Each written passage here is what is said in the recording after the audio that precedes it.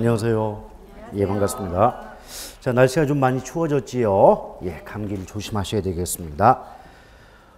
우리는 이제 저번 시간에 어디까지 설명을 드렸습니까? 투자론 다 마쳤지요. 예, 그러면 부동산 금융론 들어갔나요? 안 들어갔어요? 들어갔어요? 들어가야 돼요. 예. 자, 그러면 94쪽이네요. 제1장 부동산 금융의 이해 부분입니다. 자, 그런데 이 부동산 금융을 한번 살펴볼 때 제목을 먼저 한번 따져볼까요? 부동산이라는 말과 금융이라는 말이 결합이 되어 있지 않습니까? 우리가 보통 금융이라고 한다면 짧게는 자금을 융통하는 과정이다. 이것의 준말을 우리가 금융이다 라고 볼 수가 있어요. 근데 그 앞에 어떤 말이 붙어 있습니까? 부동산이란 말이 붙어 있죠. 따라서 부동산 금융이라고 하는 것은 부동산의 구입이라든지 취득, 개발, 투자 등에 필요한 자금을 융통 또는 조달하는 과정을 우리 뭐라고 합니까? 부동산 금융이다. 이렇게 볼 수가 있어요. 근데 우리가 예전에 그 총론 때 배울 때 부동산의 구분 그러면 크게 토지와 건물로 나누어진다. 근데 건물 중에서도 핵심적인 용도는 주거용이기 때문에 주택이라고 구분을 해 본 적이 있지 않습니까? 마찬가지예요. 부동산 금융도 크게는 토지 금융과 주택 금융으로 나누어 볼 수가 있다는 거죠. 그런데 우리 시험에 나올 수가 있는 것은 주택 금융밖에 없다는 거예요. 왜냐하면 토지 금융은 어떤 교재를 보더라도 그 내용이 서술되어 있지 않습니다. 이 말은 부동산 금융이 종류로는 토지금융과 주택금융으로 구분은 되지만 부동산 금융의 핵심, 중심, 중추, 대종을 이루는 부분은 무슨 금융이기 때문이다. 주택금융이기 때문이다 라고 보시면 돼요.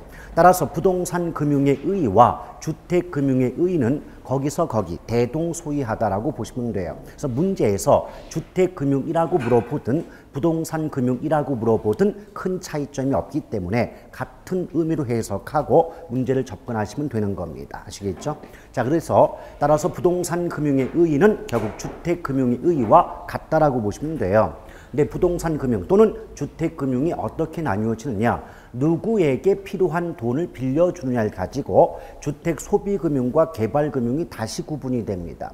예컨대 무주택 서민과 나중에 의의를 보시면 부동산 금융이란 무주택 서민과 주택 개발 또는 건설업자에게 장기 저리로 자금을 제공 또는 대출해 줌으로써 주택 구입 능력 및 주택의 공급 능력의 향상을 목적으로 하는 특수금융을 의미한다. 보통 이렇게 서술되거든요. 근데 거기서 보시면 무주택 서민은 어떠해요? 무주택 서민은 주택이란 재와 물건을 소비하는 소비자 입장 아니겠습니까? 따라서 무주택 서민에게 주택 구입에 필요한 자금을 대출해 주는 경우는 주택 소비금융이다 라고 말을 하고요.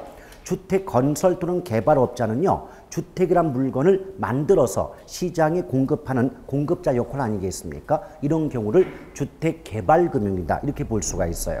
따라서 한 가지 팁을 알려드린다면 주택이란 말이 붙든 빠지든 간에 금융론 문제에서 개발금융 이 말이 나오면 소비자에게 대출해 주는 게 아니라 건설업자를 비롯한 공급자에게 필요한 돈을 대출해 주는 경우를 의미한다라고 해석해 보시면 되겠습니다. 아시겠죠? 자, 그래서 무주택 서민과 주택 건설업자 누구에게 돈을 빌려주냐에 따라서 주택 소비금융과 주택 개발금융 나눠지는데 성격을 따지면 주택 소비금융은 당연히 수요자 금융에 해당이 되고 주택 개발금융은 공급자 금융에 해당이 된다라고 볼 수가 있겠죠. 또한 대출 조건을 보면은요, 장기절이거든요. 여러분 생각을 해보세요. 대출 기간이 짧은 경우보다는 긴 경우, 장기인 경우가 그 상환, 즉 빚을 갚는 부담이 클까요? 작아질까요? 작아지겠죠. 쉽게 말하면 같은 1억을 빌려도 3년 안에 대출금을 갚는 것보다는 10년 동안 갚는 게 훨씬 부담이 작아지지 않겠습니까? 그렇죠? 또한 은행 입장, 대출자 입장에서 돈을 빌려주고 받는 대가가 뭐예요? 이자죠. 그런데 그 이자율이 상당히 낮은 수준의 금리가 적용이 된다면 역시 돈을 빌리는 차입자 입장에서는 어때요? 이자 부담이 줄어들 수밖에 없지 않겠습니까? 그래서 장기 저리의 대출 조건은 돈을 빌려야 되는 차입자 입장에서는 빚을 갚는 부담, 즉 상환 부담이 줄어들기 때문에 대단히 유리한 조건이라고 말할 수 있겠죠. 그런데 입장을 한번 바꿔 생각해 봐요. 돈을 빌려주는 대출자 입장에서는요, 3년 만기로 돈을 빌려줄 때와 10년 만기로 돈을 빌려줄 때 어떤 경우가 빌려준 돈의 회수 속도가 빨라질까요? 3년이죠. 이때 그 빌려준 돈을 회수하는 걸 원금 회수란 말을 쓰거든요. 근데 원금 회수 속도는 기간이 짧을수록 빠르겠죠. 그런데 우리가 이제 그 옛말에도 그런 말이 있잖아요. 야, 사람이 속이냐 돈이 속이지, 이런 말도 있지 않습니까? 열심히 빚을 갚아 나가고자 하더라도 갑자기 뭐 소득이 뭐 줄어든다거나 어떤 실직의 상태가 발생한다면 어때요? 내 마음 같지 않게 돈을 갚지 못할 가능성이 커지지 수밖에 없지 않겠습니까? 그래서 대출 기간이 길어질수록 잘못하면 상대방 차입자가 빚을 갚지 못할 가능성이 높아지기 때문에 대출자 입장에서는 자기가 빌려준 돈을 회수하지 못할 위험이 커지게 된다는 거죠. 이걸 우리는 대출자 입장에선 원금 회수 위험이 커진다, 이렇게 말할 것이고, 차입자 입장에선 빚을 갚지 못할 위험, 즉 채무 불이행 위험이 커진다, 이렇게 볼 수가 있거든요. 따라서 대출자 입장에서는 어때요? 장기일수록 빌려준 돈을 떼먹힐 위험이 높단 말입니다. 오케이? 그리고요, 또 대출자 입장에서는 돈을 빌려주는 보람이 이자라도 받아먹겠다는 건데, 금리가 낮게 적용이 된다면 어때요? 이자 수입도 작아질 수밖에 없겠죠. 그러니까 결국 뭐냐? 장기 저리의 대출 조건은 돈을 빌리는 차입자 입장에서는 빚을 갚는 상환에 따른 부담이 줄어들기 때문에 유리한 조건이지만, 돈을 빌려주는 대출자 입장에서는 대출과 관련된 위험은 높아지고 수익은 작아지기 때문에 대단히 불리한 조건일 수밖에 없다는 거예요. 우리가 입장을 바꿔놓고 여러분이 은행이다, 금융기관, 대출기관의 입장이라면 그렇게 불리한 조건으로 대출을 해주고자 하겠습니까? 여러분 같으면 안 하겠죠. 선뜻 땡기진 않죠. 그런데 왜 땡기지 않는 그런 조건으로 돈을 빌려주게 되느냐? 부동산 금융은 일반 금융이 아니라 특수 금융의 성격을 가지고 있기 때문이에요.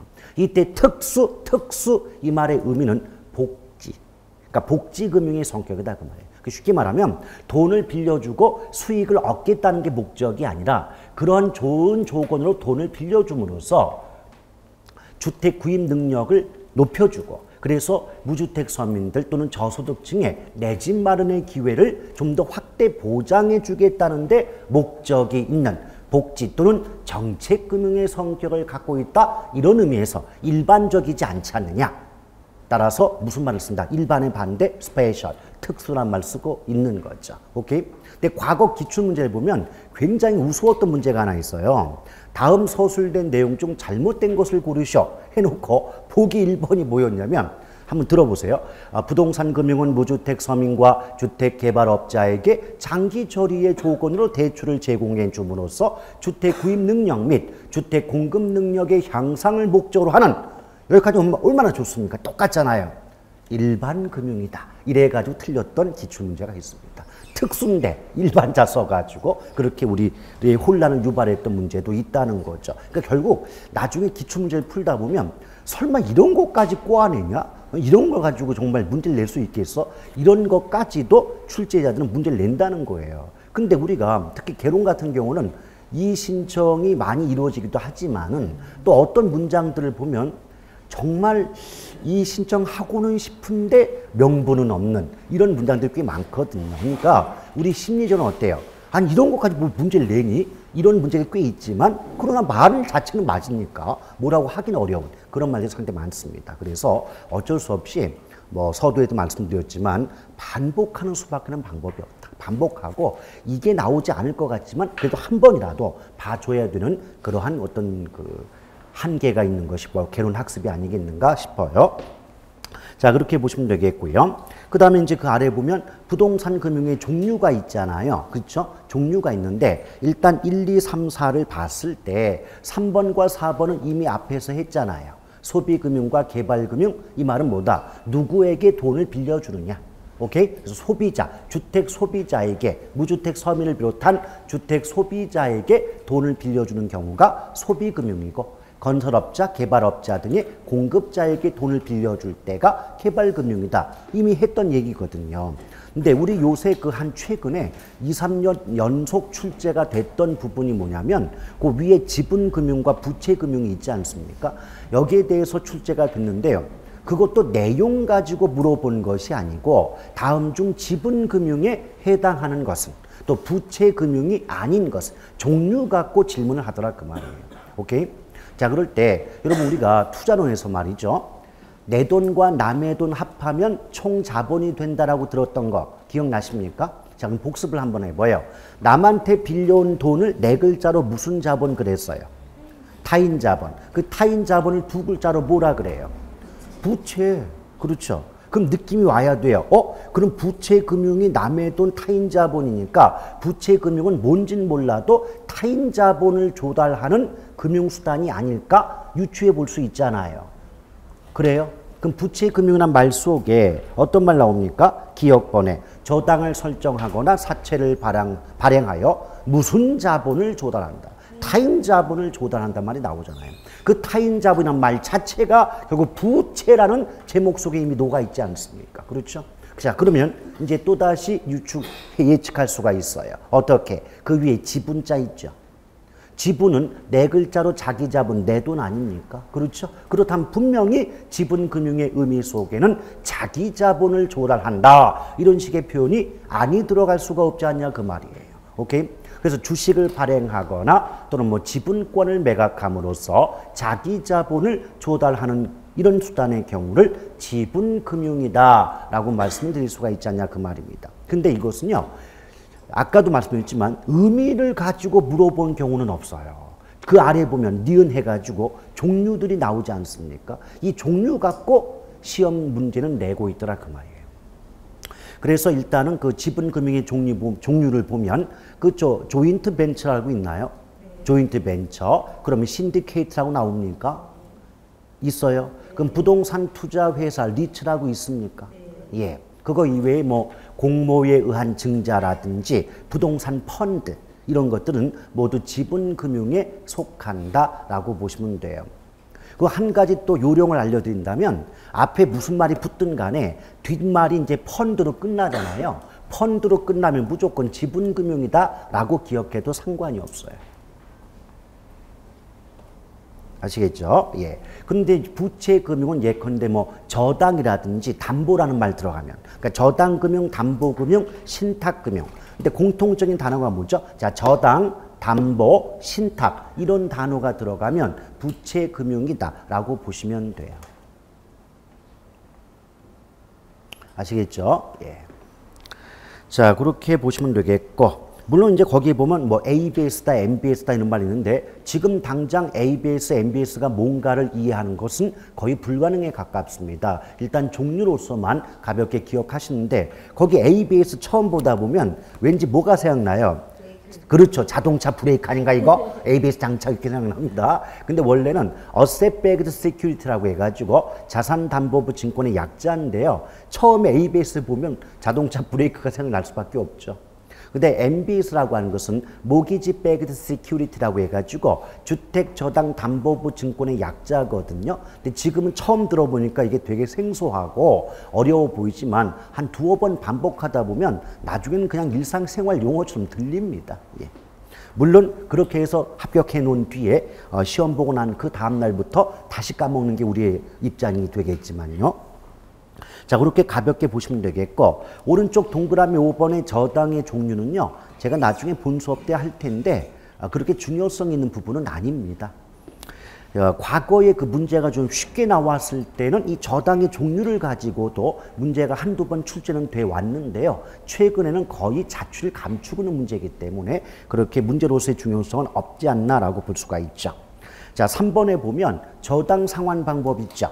이 부분은 그 중요성을 아무리 강조해도 지나침이 없는 부분이다. 무슨 말이냐? 해마다 여기 빠지면 금융론 문제가 아니에요. 그러니까 금융위에서는 항상 나올 수밖에 없는 문제가 저당 상환 방법이다라고 보시면 돼요. 근데 그럴 수밖에 없는 게 제가 예전에 뭐라고 말씀드린 적이 있어요. 파트를 불문하고 어느 분야든 개론에서는 저당이란 말이 나오면 대출의 뜻이라고 했어요. 그럼 대출은 돈을 빌리는 거 아닙니까? 대출을 받습니다. 그럼 돈을 빌리면 뭐 해야 됩니까? 빚을 갚아야 되겠죠. 그럼 저당은 대출이고 상환은 빚 갚는 거예요. 그럼 결국 저당 상환 방법은 어떤 뜻이다? 돈을 빌리고 빚을 갚는 방법.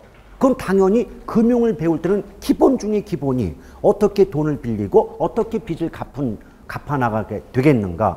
당연한 얘기 아니겠습니까? 그래서 해마다 금융론 문제에서는 절대 빠지지 않는 부분이 바로 저당 상환 방법이다. 근데 나중에 기본서 받아보시잖아요. 그럼 저당 상환 방법도 한 작게는 10대까지 많게는 20, 30까지가 막 나열되는 경우 있어요.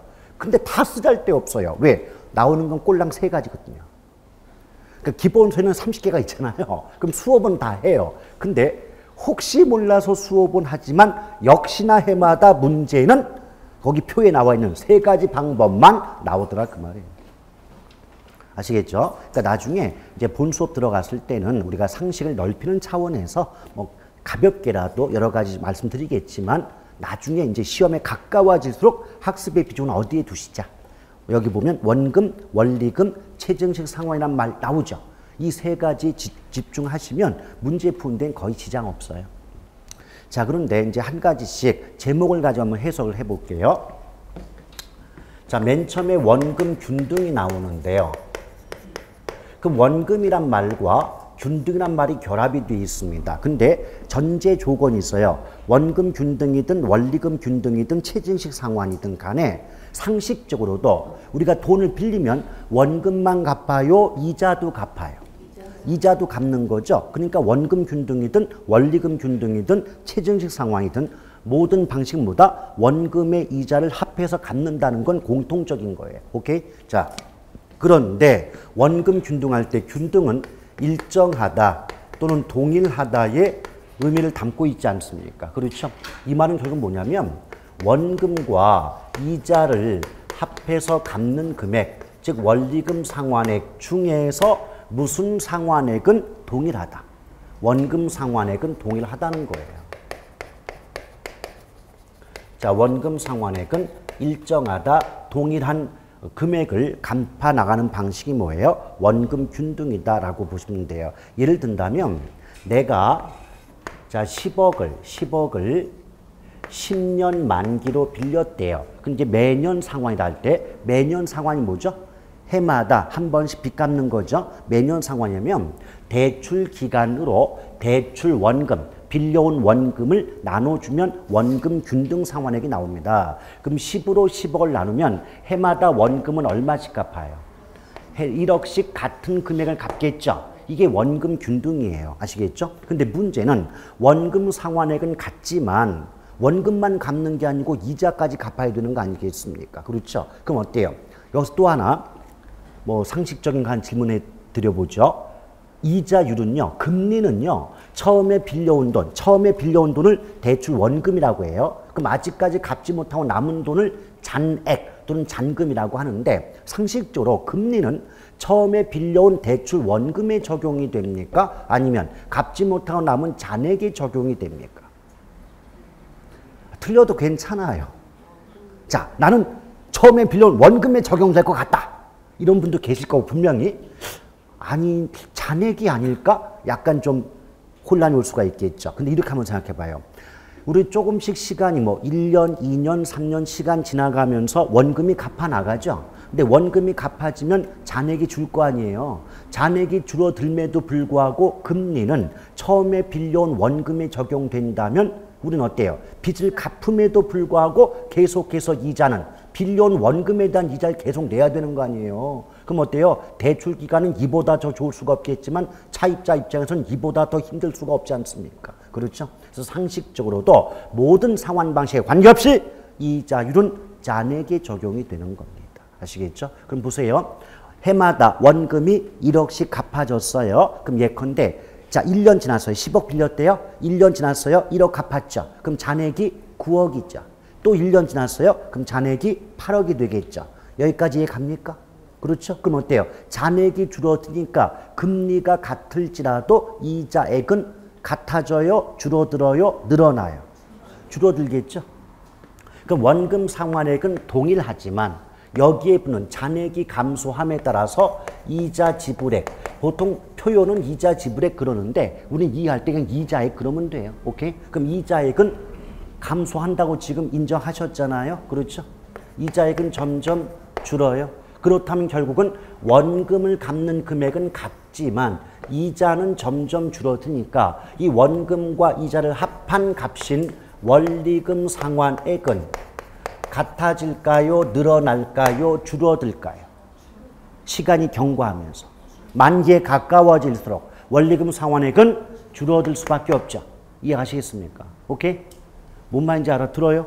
네. 알아들으면 말씀을 해달라고 분명히 부탁드렸어요. 네. 저는 다른데 울컥하지 않아요. 답이 없으면 울컥해요. 틀리는 것도 괜찮은데 반응이 있어야 뭔가 만약 잘못 알고 계시면 다시 한번 반복을 할 것이고 말도 안 되는 지금 흥분하니까.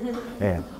잘못이 있으면 반복을 할 것이고 다 알고 계시면 넘어간단 말이에요. 근데 아무런 반응이 없으면 아시는 건지 모르는 건지 모르니까 답답하단 말이죠. 오케이? 그러니까 틀려도 괜찮으니까 반응은 좀 보여주세요. 여러분 너무 비탄력적이에요. 자, 비탄력적이다 이게 무슨 말이에요? 자극이 있음에도 불구하고 반응이 나오지 않은 경우죠. 수업에서 비탄력은 뭡니까? 질문이 있음에도 불구하고 대답이 없는 경우가 완전 비탄력이다 라고 보시면 돼요. 자, 원리금 상환액은 점점 줄어들겠죠. 근데 이럴 때 점점 줄어든다는 걸 체감한다 그래요. 체감. 점점 줄어든다. 그러니까 체감을 다른 말로 하면 점감. 점점 감소한다. 똑같은 말이에요. 그럼 이제 응용해봐요. 점점 줄어든다가 체감이면 점점 늘어난다는 거예요. 그렇죠. 그럼 여러분 그 표에서 세 번째 체증 나오잖아요. 그럼 얘는 내용이 뭔지 모르겠지만 예측컨대 얘는 처음에는 원리금 상환액이 적었다가 애가 시간이 가면서 점점 늘어나는 방식이 아닐까? 예측이 돼요, 안 돼요? 되죠. 아, 공부 그렇게 하면 되지 그걸 왜 다 외우겠냐 그 말이에요. 그래서 우리가 이제 흔히 예쁘게 포장하면 그냥 원금 균등하면 될 것을 여러분 혼란을 유발할 때는요. 체감 상환 방식 그래요. 체감 상환 방식. 점점 갚아야 될 빚, 원리금 상환액이 점점 줄어드는 방식이다 이렇게 말한단 말이에요.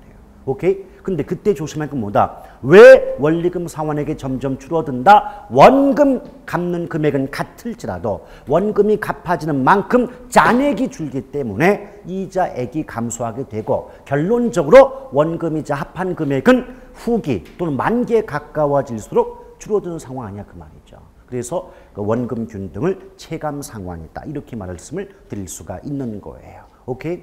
자, 이에 비해서 원리금 균등은요. 자, 역시 균등하다는 말이 나왔어요. 그럼 어때요? 동일하다, 일정하다라고 해석할 수 있죠. 근데 원금 균등과는 달리 원리금 균등은 원금의 이자를 합한 매기 같다는 의미가 되지 않습니까? 그렇죠? 그래서 예쁘게 포장하면 매기, 이때 매기는 매기간인데 그 매기간은 상환 방식에 따라서 예컨대 매월 상환 방식 그러면 그때 매기는 다달이의 뜻이고 달마다의 뜻이고 매년 상환 이렇게 나왔다면 해마다의 의미가 되지 않겠습니까? 따라서 이때 매기는요. 연이 될 수도 있고 월이 될 수도 있으니까 크게 신경 쓸 필요는 없습니다. 이럴 때 매 기간마다 원금과 이자를 합해서 갚는 금액이 일정하다, 동일하다 이 방식을 뭐라 그래요? 원리금 균등이다 그래요. 오케이? 그럼 예컨대 옛말에도 한 번 해병은 영원한 해병이라는 말도 있지 않습니까? 그렇다면 원리금 균등 상환 방식은요. 첫 달에 원금 이자 합해가지고 100을 갚는다면 마지막 달까지도 얼마를 갚는다? 100을 갚는다 그 말이에요. 이게 원리금 균등이에요. 그럼 여러분 상식적으로 생각해 봤을 때 이게 매 달마다 갚는 기간마다 원금이자 합해서 갚는 금액이 달라진다면 계산이 좀 복잡해지겠죠. 아, 요번 때는 얼마를 갚아야 되나? 이게 고민이 될 수밖에 없잖아요. 근데 원리금 균등 상환 방식으로 돈을 빌렸다면 처음에 100을 갚았다면 앞으로도 다달이 100씩만 빠져나가겠구나 생각이 들지 않습니까? 그렇죠? 그럼 당연히 어떤 말이 가능하겠습니까? 매달마다 갚는 금액이 다른 방법과 매달마다 갚아 나가는 금액이 같은 방법을 비교해 본다면 어떤 쪽이 계산이 간편해요? 그렇죠. 즉 원리금 균등이 원금 균등보다는 계산이 간편하다. 또 계산이 간편하니까 이해가 쉬워요, 어려워요? 쉬워요. 얼마씩 갚아야 되는데요? 물어볼 때 창구 직원이 뭐라 한다. 아, 선생님 다른 거 생각하지 마시고요. 그냥 다달이 100만씩만 갚으면 된다고 생각하시면 돼요. 그래요? 이러잖아요. 그런데 만약에 얼마씩 갚아야 돼요? 예. 첫 달에서 다시 두 번째 달은 잔액이 얼마 줄기 때문에 금리가 적용돼서 이렇게 갚아야 됩니다. 미치는 겁니다. 들으면서 존심은 있으니까 아, 그렇군요 하면서 저놈이 무슨 얘기를 하고 있는 건가? 이런 생각한단 말이에요. 그러니까 결국 어떻다? 원리금 균등 상환 방식은 다른 상환 방식에 비해서는 매달 갚는 금액이 같으니까 이해하기가 쉽고 계산이 편하지 않느냐. 근데 사람의 심리가요. 편한 게 좋아요? 복잡한 게 좋아요? 편한 게 좋아요. 그래서 여러분들은 개론 안 하고 민법해요. 왜? 나중에 가면 갈수록 민법보단 개론이 복잡하거든요. 그러다 보니까 이제 공부도 그렇게 하시게 되는데 따라서 어떤 말 나오냐면 편한 걸 보다 많이 쓴다. 이 말을 어떻게 바꾸냐면 원리금 균등 상환 방법은 다른 상환 방법에 비하여 계산이 간편하고 이해가 용이함에 따라 가장 보편적으로 이용되는 상환 방법이다. 이런 식의 말이 나중에 기본서를 받으면 나오거든요. 근데 그런 걸 외울 게 아니라는 거죠. 왜? 아니 나 같아도 쉬운 걸 많이 쓰지 복잡한 걸 많이 쓰진 않지 않냐 그 말입니다. understand? 예. 그렇게 보시면 돼요. 근데 요거는 지금 가볍게 의미 정도만 말씀드린 것인데 나중에 이제 원리금 균등, 원금 균등 비교하는 것들이 있어요. 비교하고 또 원리금 균등에서 원금이자 합해서 갚는 금액, 즉 원리금 상환액을 구하는 공식들이 투자론과 맞물려 돌아갑니다. 그래서 그런 것들에 살을 좀 붙이면 약간 복잡해지지만 항상 뭐가 중요하다? 기초가 중요하고 이 기초만 정확히 깔려 있다면 내용이 좀 복잡하게 살이 붙어지더라도 비교적 쉽게 이해가 갑니다. 근데 용어 자체, 뜻이 뭔가를 정확히 알지 못하는 상황이라면 거기 복잡한 살이 붙여지면 그대로 주저앉아요. 그러니까 이게 별거 아닌 것 같아도 상당히 중요한 내용이니까 의미를 정확히 파악하고자 반드시 복습은 필수가 되는 겁니다. 그 다음에 체증식 상환이 나오는데요. 아까 왜 체감의 반대가 체증 그랬잖아요. 그럼 얘는 예측해 볼 때 초기에는 원금이자 합해 갚는 금액이 적었다가 나중으로 갈수록 후기로 갈수록 또는 만기에 가까워질수록 원리금 상환액이 늘어나는 방식이겠구나 라고 생각할 수 있지 않습니까? 그래요? 근데 이걸 가지고 말이죠. 표현을 어떻게 바꾸느냐. 처음에는 빚 갚는 돈이 작죠. 체증이니까. 점점 늘어난다 이 뜻이니까 처음에는 빚 갚는 돈이 작았다가 나중으로 갈수록 빚을 갚는 금액이 늘지 않습니까? 이걸 가지고 출제자는 또 예쁘게 문장을 바꾸는 거죠. 체증식 상환 방식은 차입자의 초기 상환 부담은 가장 작은 방식이다. 처음에 빚 갚는 돈이 가장 작은 게 뭐예요? 체증이거든. 그럼 뒤집어 말하면 후기 상환 부담이 가장 큰 방식도 체증식이다. 그걸 외우는 게 아니에요. 체증이라는 그 말 속에 이미 담겨 있는 거예요. 근데 체증은 그냥 물 건너 가고 그냥 내용만 외우려고 하다 보니까 가만 초기였나 후기였나 자꾸 헷갈린단 말이에요. 오케이? 그럼 봐봐요. 뒤집어 볼까요? 아까 원금 균등은 체감이었잖아요. 그 말은 처음에는 많았다가 나중으로 갈수록 점점 작아지는 게 체감이잖아요. 그럼 이렇게 말할 수 있어요. 차입자의 초기 상환 부담이 가장 큰 방식은 원금 균등 상환 방식이다. 말할 수 있겠습니까? 처음에 가장 많았다가 후기로 갈수록 점점 빚 갚는 돈이 줄어드는 게 원금 균등이니까. 그래서 체감한다 그러잖아요. 후기로 갈수록 점점 줄어요. 뭐가? 빚 갚는 돈이 그게 뭔데? 원금 균등. 그렇다면 차입자의 후기 상환 부담이 가장 작은 방식 그래도 원금 균등이 답일 수 있지 않냐 그 말이죠. 오케이? 근데 이런 내용들, 이런 표현들이요. 어디서부터 파생될 수밖에 없다? 말뜻. 말뜻. 원금 균등은 처음에는 빚 갚는 금액이 많았다가 나중으로 갈수록 빚을 갚는 금액이 줄어든다. 그럼 체감 상환이다. 그럼 처음에는 많으면 상환 부담이 크겠군. 나중에는 적으면 상환 부담이 적겠군. 당연한 말들 아니냐고. 그걸 왜 용어의 뜻은 날려버린 채 내용만 외우려고 그렇게 노력을 하시는 거예요. 그러다 보니까 정말 나중에 한 건 되게 많아 보이는데 막상 문제 풀려면 혼란이 와가지고 난 분명 열심히 했는데 내 이럴 수가 있나 억울해 죽겠다. 억울하긴 억울한 그 이해는 되는데요. 헛다리 긁고 있었다는 거예요. 공부 방법 그렇게 하면 안 돼요. 그래서 항상 제목에서 의미에서 출발을 하시기 바랍니다. 이제 요거 세 가지를 묶은 게 뭐다? 자, 원금, 원리금, 체증식 상환. 이거 나중에 또 영어 약자로 등장합니다. CPM, CAM, DPM 이래가지고 과거 한 번은요. 한글 안 써주고 영어 약자를 썼네? 이 양반들이 한글 외우기도 어려워 죽겠는데 영어 약자를 어떻게 기억해요? 그러니까 GPM, CAM 그러니까 몰래카메라인가? 몰캠 그래가지고 그런 경우도 있었어요. 자, 그런 것들은 제가 나중에 다 설명을 드리고자 합니다. 자, 지금 가볍게 의미 이해되셨죠? 예, 넘어가십니다. 자, 그러면서 이제 그 뒷장을 넘겨보시니까 동그라미 2번에 변동금리 저당대출 이렇게 쭉 나와 있는데 이게 무슨 말이냐면 여러분 이자율은요 크게 고정이자율이 있다면 변동이자율이 있겠죠. 근데 역사적인 그 변천 순서는요 처음에는 고정이었어요. 고정이었다가 뭘로 바뀐다? 변동으로 바뀌는 거예요. 근데 우리 이렇게 한번 생각해 봐요. 고정이란 말은 중간에 변화시킬 수 있다 없다? 중간에 바뀜이 없는 게 고정 아닙니까? 그러니까 내가 대출 당시, 이때 대출 시점이란 말을 쓰는데 대출 시점 이 말은 돈을 빌릴 당시다 그 말이에요. 그럼 대출 시점에 이자율이 대출 만기 때까지 변동 없이 동일한 금리가 적용되는 방식이 뭐다? 고정금리예요. 근데 그 말을 뒤집어 말하면 변동금리는 말 그대로 대출 시점의 이자율이 대출 기간 동안에 어떤 시장 상황의 변화에 따라서 금리가 바뀔 수 있는 제도가 바로 뭐다? 변동이자율이다라고 보시면 돼요. 오케이? 자, 그런데 왜 그 고정에서 변동이 나올 수밖에 없는 역사적인 이유가 있습니다. 그 이유가 뭔가 봤더니 여러분 그 상식적으로도 물가가 오르면요. 돈 가치가 어떻게 된다고 배웠어요? 돈 가치가 떨어져요. 돈 가치가 떨어져. 이 말이 뭐냐면 예컨대 은행 입장에서도 물가 오르기 전에 이자로 10만 원 받았대요. 근데 물가 오른 후에도 이자는 10만 원이래요. 그럼 금액은 10만 원 똑같지 않습니까? 근데 물가 오르기 전에 10만 원의 돈 가치와 물가 오른 후에 10만 원의 돈 가치는 같아요, 달라요? 다르겠죠? 그럼 여러분 은행 입장에서는 물가가 오른 후에 이자 10만 원을 받게 되더라도 화폐의 실질적인 가치가 떨어지기 때문에 실질적인 이자 수입은 줄어든다고 볼 수가 있지 않냐 그 말이에요. 그런데 중간에서 바꿀 수 있다 없다? 없어. 고정이니까 지금.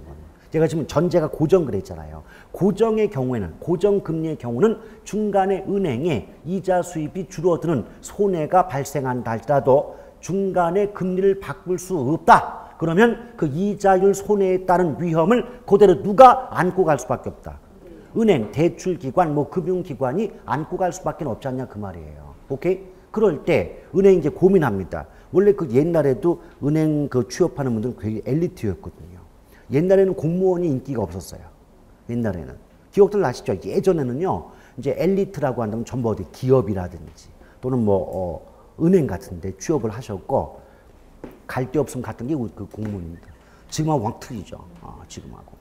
그래서 저도 예전에 그 공무원 그 강의를 한 적이 있는데, 그때 이게 계층이 나눠진다고 하더라고요. 뭐가 있냐면, 80년대 중반 이전에 들어가신 분하고 동직자분하고 그 이후에 들어간 분들하고 굉장히 층이 진대요. 층이 지는데 그 80년대 중반 이후에 들어가신 분들은 한참 공무원의 인기가 높아지면서 사회적 대우가 좋아지는 이 시기였기 때문에 굉장히 치열한 경쟁 끝에 들어갔거든요. 근데 그 전에 들어가신 분들 어때요? 경쟁은 별로 없었는데 직급이나 직책은 높지 않습니까? 그러니까 아래 사람들은 지가 뭘 한다고 이러고 있고 윗 사람들은 어린 것들이 이러면서 서로가 이제 어떤 그 융화 관계가 깊지 못하는 이런 계층 질서가 이루어진다고 하더라고요. 예. 그래서 지금도 저기 90년대 초중반만 하더라도요. 7급이죠, 7급. 7급 공무원 아시죠? 영화 제목도 있지만 그 7급 합격자만 돼도 시청에서요. 그 각 구청에서 시청 인사과, 총무과가 있거든요. 딱 가가지고 뭐라고 하냐면 인재를 보내달라고 그랬어요. 그만큼 어려웠어요. 7급만 돼도 상당히 이제 준고시라고 해가지고 완전히 뭐 고등고시에 버금가는 인재가 되지 않으면 7급 합격이 어려웠단 말입니다. 그랬던 적도 있었죠. 물론 지금도 그러하지만 이렇게 큰 인재들이 꼭 조직에만 들어가면 변질이 돼가지고 문제가 발생합니다. 자, 어쨌든 자 그랬을 때 고민하는 겁니다. 어떻게 하면은 내 은행 내 입장에서 물가가 오르더라도 실질적인 이자 수입에 손해가 없는 방법이 없을까? 그 고민 끝에 나온 게 바로 뭐다? 변동이에요. 그 변동 금리로 돈을 빌려주면 처음에는 고정일 때보다는 좀 낮은 금리로 돈을 빌려줘요. 근데 중간에 물가가 오르잖아요. 그 물가가 오른 만큼 금리를 높여버리면 대출기관 입장에서는 어때요? 그만큼 많은 이자를 걷어들이기 때문에 가치 자체가 떨어져도 은행의 실질적인 이자 수입은 줄어들지 않게 된다는 거죠. 오케이? 근데 요거 한번 생각해 봐요. 그 물가가 오른다. 그때 가서 금리를 높이면 은행 입장에서는 물가 오른 만큼 금리 높게 적용이 되니까 이자에 대한 손해 부분이 없겠지만 빚을 갚아야 되는 차입자 입장에서는 계속 금리가 높아지니까 이자 부담이 커질 수밖에 없잖아요. 그래요, 안 그래요? 그렇죠. 근데 원칙적으로는 금리가 아무리, 그러니까 그 인플레, 물가가 아무리 높게 올라가더라도 그에 따른 위험은 대출자 스스로 안고 가야 되는 게 원칙이에요. 근데 변동 이자율로 돈을 빌려주면 원래는 은행이 떠안아야 될 위험을 누구에게? 차입자에게 넘기는 꼴이 되지 않습니까? 그래서 압축하면 변동 이자율 저당 대부는 대출자의 이자율 위험을 차입자에게 전가시키는 일종의 위험 전가에 해당이 된다. 이런 식의 표현이 아주 상당히 자주 출제가 됐던 부분이 되는 거죠. 근데 이것도요. 똑같은 말을 반복하는데 이제 여러분의 혼란을 유발하기 위해서 차입자, 대출자 위치를 바꿔버려요. 어떻게 바꾸냐면 들어보시죠. 원래 누구 위험을, 대출자 위험을 누구에게, 차입자에게 넘기고자 고안된 방식이 변동이잖아요. 근데 기출문제에서 두 번인가를 어떻게 바꾸냐면 차입자의 위험을 대출자에게 넘기는 방식이다 그랬단 말이에요. 나머지 문장은 똑같이 만들고. 그러면 어때요? 차입자, 대출자 위치를 바꿔놨잖아요. 근데 웃긴 게 그게 안 보이더라는 거예요. 응? 그냥 맨날 뭐 위험의 전가, 위험의 전가 이렇게 외우신 분들은요. 제가 그랬죠. 항상 무슨 말씀드렸어요? 단순하게 암기하신 분들의 가장 큰 문제점, 문장 구조가 동일하면 앞뒤 순서 바꿔놨을 때 그거 보인다 안 보인다? 안 보여요. 그게 단순 암기 가장 큰 폐해거든요. 그러니까 분명히 출제자는 설마 이건 알겠지 싶어가지고 던져준 문제조차도 그냥 외우신 분들은 대출자, 차입자 위치 살짝 바꿔놓으면 나머지 문장이 같으니까 맞는 말이 나고 바로 넘어가더라는 거죠. 오케이? 그리고 여러분 상식적으로 이렇게 한번 생각해 보자고요. 이 금리 누가 결정해요? 아니 돈을 빌리는 내가 금리를 몇 %에 적용시켜 주시오. 그럽니까? 아니잖아요. 돈을 빌려주는 은행이 결정하는 게 금리 아니오. 그렇죠. 그럼 어떤 은행이 당신의 위험을 내가 부담하겠어? 이런 상품을 누가 개발하겠습니까? 상식적으로 말이 되는 얘기를 해야지. 이해하시겠어요? 그럼 대출자 입장에서는 차입자의 위험을 안고자 하는 대출기관이 있다 없다? 없어요. 그럼 상식으로 말이 안 되는 것들을 그냥 단순하게 외워버리니까 그런 누가 보더라도 이건 틀렸다 하는 문장들을 맞다고 하고 있는 거 아닙니까? 아시겠죠? 그래서 정 이해가 안 가시면 어떤 은행도 차입자의 위험을 안고 갈 위험은 은행은 없다. 그러니 변동금리도 당연히 대출자인 나의 위험을 돈을 빌려간 차입자에게 떠넘기는 방식이지 돈을 빌려간 차입자의 위험을 은행이 안고 가고자 하는 방식은 절대로 존재할 수가 없는 거죠. 이해가시겠습니까? 자, 그렇게 보실 것. 자, 근데 거기 보시면 또 어떤 말이 나오냐면 그 외 동그라미 2번에서 디귿번에 금리 위험의 일부분이 차입자에게 전가되므로 고정금리보다 초기금리가 낮다. 이런 말 나오잖아요. 이것 때문에 나중에 배우시겠지만 고정하고 변동금리를 비교하잖아요. 그럼 초기 처음에 돈을 빌려줄 당시 그 초기에는요. 변동금리가 고정금리보다 낮아요. 오케이? 근데 왜 낮으냐? 은행이 미안한 거예요. 어차피 조금 있다가 물가 올라가면 그만큼 금리를 높일 거 아니에요. 근데 원래는 내가 부담할 위험인데 금리를 높임으로써 그 위험을 차입자에게 또 넘기게 되는 게 변동 아닙니까? 그러니까 그게 미안하니까 내 위험을 이놈이 부담을 해야 되니까 처음에 빌려줄 당신은 금리가 높다 낮다 그 말이에요. 이것조차도 어떻게 바꾸냐면 자 원래 올바른 문장은 뭘까요? 일반적으로는 대출 초기의 이자율 수준은 변동 이자율이 고정 이자율보다 낮다. 이래 맞잖아요. 무슨 말인지 몰라요?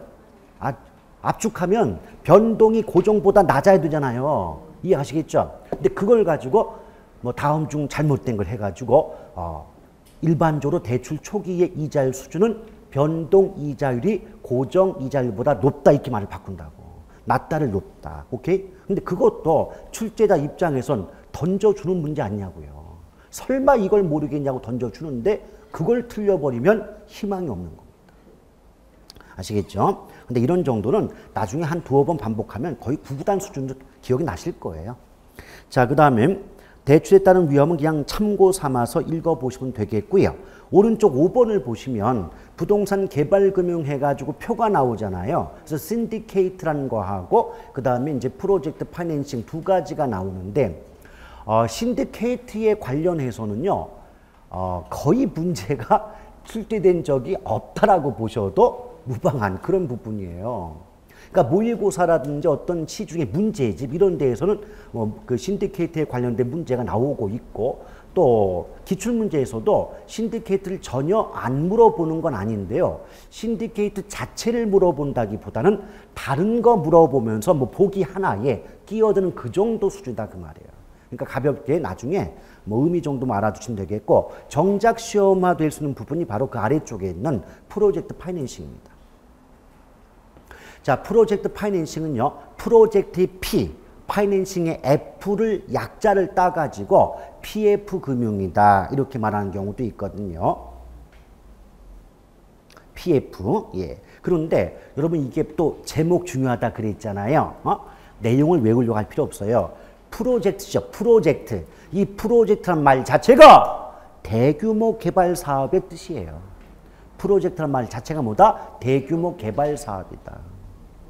그리고 파이낸싱은요. 뭐 우리가 보통 이렇게 길거리에 가다 보면 무슨 파이낸셜 이렇게 많이 간판 써 있잖아요. 그러니까 파이낸셜 자체가 뭐다?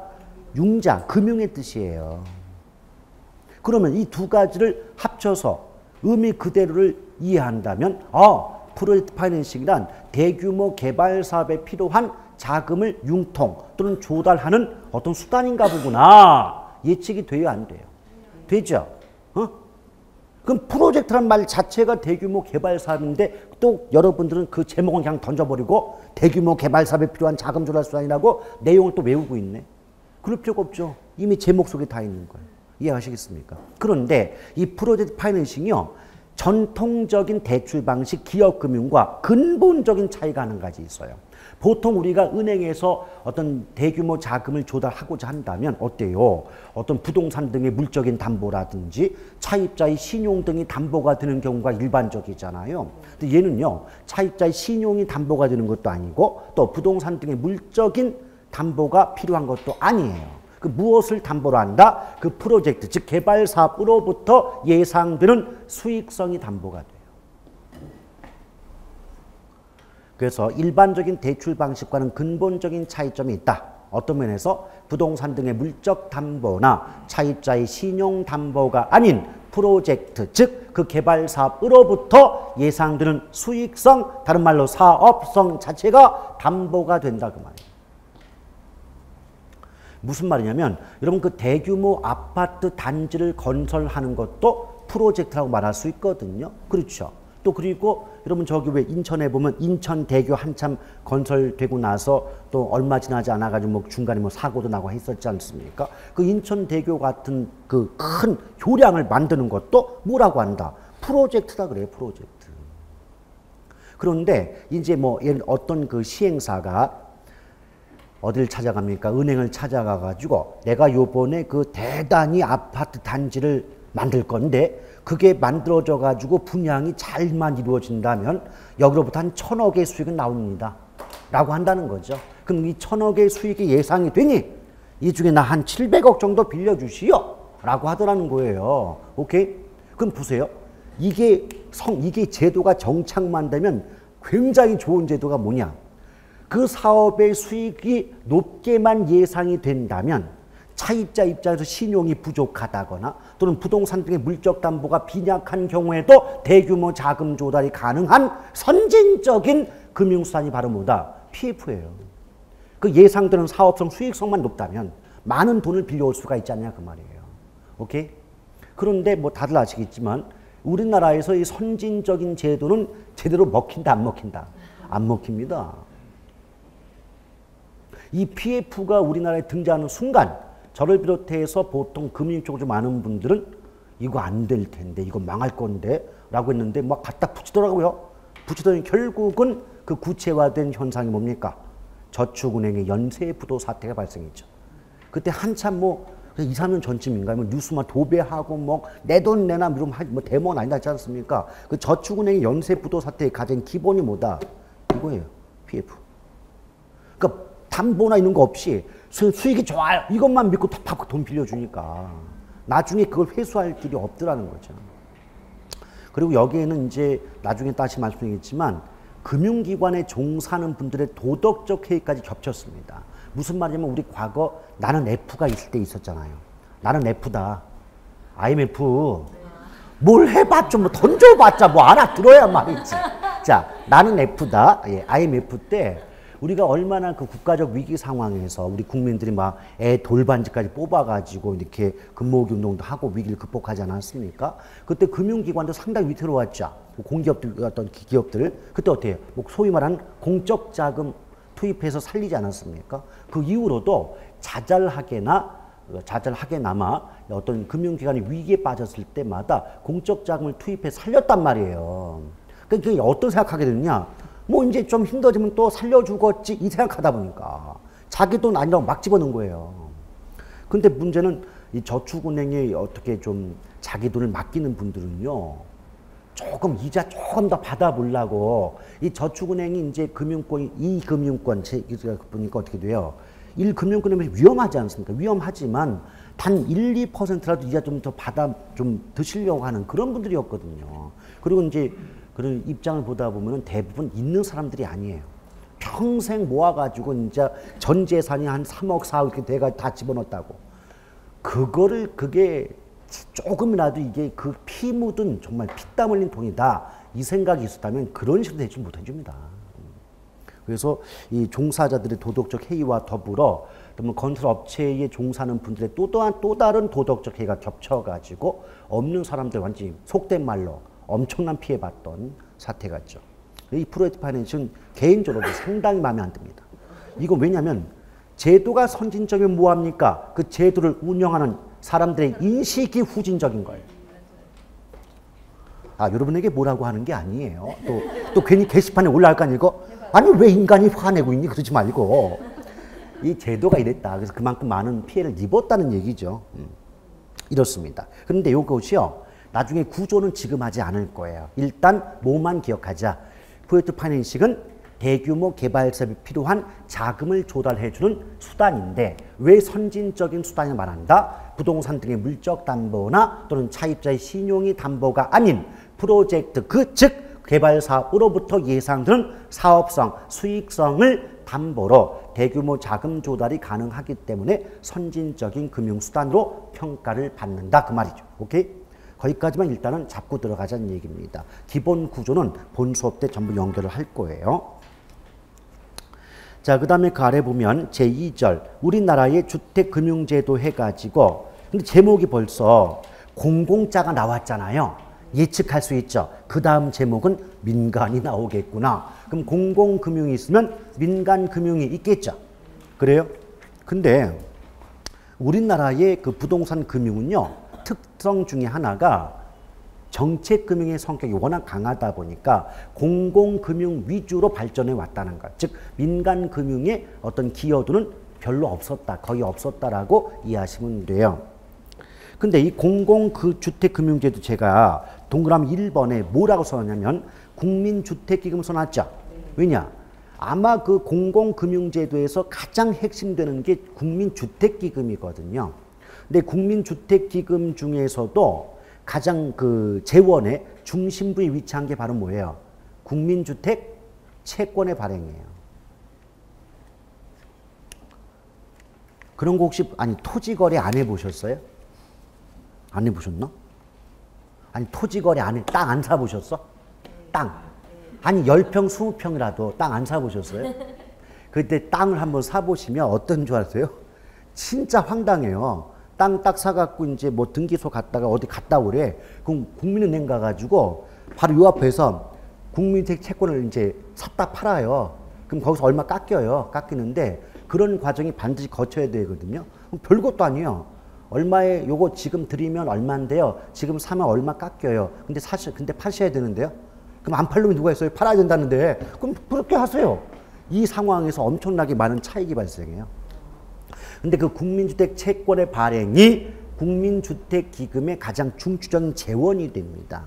자, 그런데 이게 이제 법에서 어떻게 규정하고 있냐면 국민주택기금은 원칙적으로 국토교통부 장관이 관리합니다. 무엇을? 국민주택기금을. 근데 장관님이 뭐 돈 관리 어떻게 합니까? 그래서 실질적인 위탁관리 기관이 6개 시중 금융기관이 있어요. 거긴 뭐가 있습니까? 자, 우리은행도 있고, 국민은행도 있고, 하나은행도 있고, 신한은행도 있고, 그렇죠? 그다음 농협중앙회도 있고, 그렇죠? 중소기업은행도 있죠. 근데 이것은요, 어떻게 기억하느냐? 암기법이 하나 있어요. 어떻게 암기하시냐면, 우리 국민은 새롭게 하나가 되어 우리나라의 농업과 기업을 부활시키자. 자, 봐요. 우리 국민은 새롭게, 자, 새로울 신이죠? 새롭게 하나가 되어 우리나라의 농업과 기업을 부활시키자. 좋잖아요. 그래서 우리 국민 신한, 하나 농협, 그리고 중소기업은행 6개 금융기관이 실질적인 위탁관리기관이라고 보시면 됩니다. 제발 그 질문 좀 하지 말아요. 이때 농협이 저 중앙회입니까? 단위농협. 그걸 왜 물어보는데 대체. 예, 중앙회입니다. 농협 중앙회입니다. 단위농협 아닙니다. 그게 왜 궁금할까요 도대체. 해마다 물어보세요. 그래서 미리 선수 쳤어요 제가. 다시 물어보지 말아요. 예, 농협 중앙회입니다. 자, 어떻게 기억한다고요? 우리 국민은 새롭게 하나가 되어 우리나라의 농업과 기업을 부활시키자. 또 하나의 표어로도 괜찮지 않습니까? 예. 자, 그렇게 보시면 되겠고요. 그래서 넘겨보시면 3번 보세요.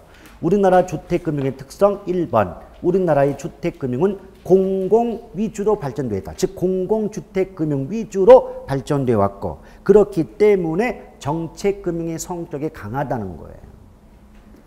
그리고 그 아래 보면 전세제도, 선분양제도 등은 비공식적 금융수단이다. 이게 뭐냐면 나중에 기본서 받아보면 금융도요. 공식적 금융과 비공식적 금융이 나눠집니다. 근데 공식적 금융이 뭐냐? 그냥 은행 가서 그냥 대출기관으로부터 돈을 빌려오는 건 공식이에요. 근데 비공식은 뭐냐?